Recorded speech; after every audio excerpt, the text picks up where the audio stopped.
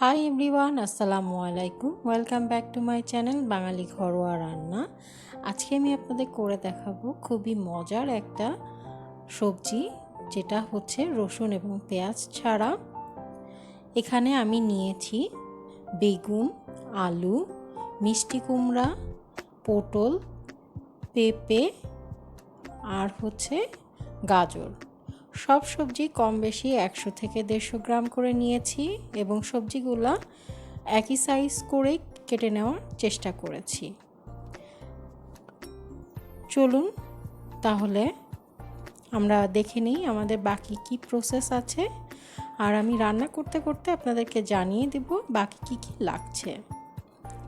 চুলা একটি প্যান নিয়ে আমি এখানে 3 টেবিল চামচের মতো সয়াবিন তেল দিয়ে দিলাম, আর এখানে 3টা শুকনা মরিচ দিয়ে আমি 2টা তেজপাতা দিয়ে একটু হালকা ভেজে নিচ্ছি। হালকা যখন ভাজা হয়ে আসবে তখন আমি এর মধ্যে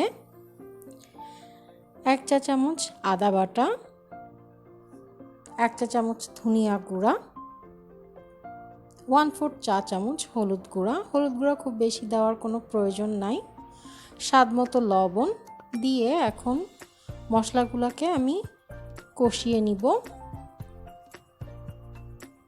মশলা কষানো হয়ে আসলে এখন আমি এর মধ্যে আলু, পেঁপে, গাজর আর পটল এই 4টা সবজি দিয়ে হাফ সিদ্ধ করে নিব, আর মিষ্টি কুমড়া আর বেগুনটা আমি পরে অ্যাড করব।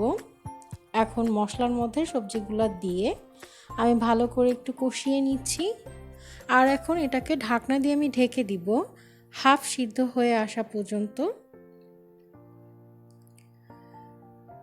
হাফ সিদ্ধ হয়ে আসলে আমরা ঢাকনাটা তুলে নিব। তুলে এখন আমি এর মধ্যে আমাদের সেই মিষ্টি কুমড়া আর বেগুনটা অ্যাড করে দিচ্ছি। এই 2টা সবজি আমাদের পুরা রান্নাটাকে একটা ঘন গ্রেভির মতো করবে। এখন আমি এটাকে নাড়াচাড়া করে এর মধ্যে আমি 2 চা চামচ পোস্ত দানা এবং 4-5টা কাজু বাদাম এভাবে বেটে নিয়েছি, এটা আমি এর মধ্যে অ্যাড করে দিলাম। আমি সামান্য একটু নারকেল দুধ দিয়ে যেটুকু আমার বাটিতে লেগেছিল সেটুকু এখন আমি এর মধ্যে দিয়ে দিচ্ছি। দিয়ে এখন আমি এটাকে খুব ভালো করে মিশিয়ে নিব। মিশিয়ে আমি 2-3 মিনিট একটু ভাজা ভাজা করে নিব।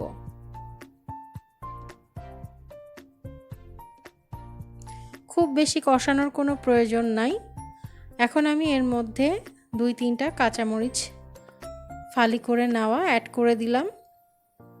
কেউ যদি ঝাল বেশি খেতে চান আর একটু ঝাল বেশি অ্যাড করতে পারেন।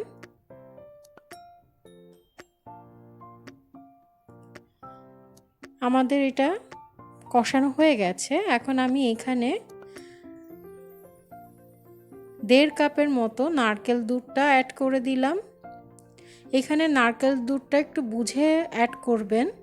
সবজি পুরোপুরি সিদ্ধ হতে যতটুকু নারকেল দুধের প্রয়োজন সেই হিসাব করেই অ্যাড করে নেবেন। এখন আমি এটাকে ঢেকে 4 থেকে 5 মিনিটের জন্য রান্না করব। খুব বেশি সময় ঢাকনা দিয়ে ঢেকে রাখবো না, যেহেতু আমার সবজিগুলা প্রায় সিদ্ধ হয়ে আসছে।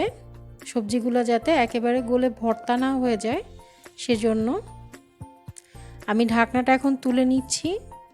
তুলে একটু নাড়াচাড়া করে নিচ্ছি।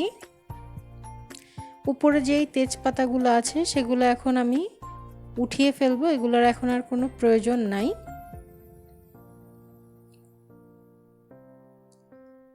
তেজপাতাগুলো ফেলে দিয়ে এখন আমি এটাকে হাই হিটে জাল দিয়ে নিব এবং 3টা কাঁচামরিচও অ্যাড করে দিলাম, আর 1 চা চামচের মতো চিনি। চিনিটা অপশনাল, যার যার ইচ্ছা, তবে চিনিটা দিলে এই রেসিপিটাতে খেতে খুবই মজা লাগে। আমাদের রান্না কিন্তু হয়ে গেছে। একটু ঝোলটা শুকিয়ে নিয়ে আমরা এটাকে চুলাটা অফ করে দিব। এই যে আমার কিন্তু হয়ে গেছে, এখন আমি চুলাটা অফ করে দিচ্ছি। অফ করে আমি আপনাদেরকে সার্ভ করে দেখাচ্ছি।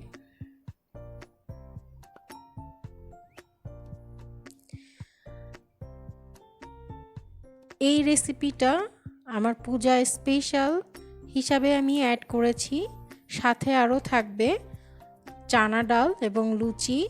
আর আগের দিন আমি আমড়ার চাটনিটাও অ্যাড করেছি আমার চ্যানেলে।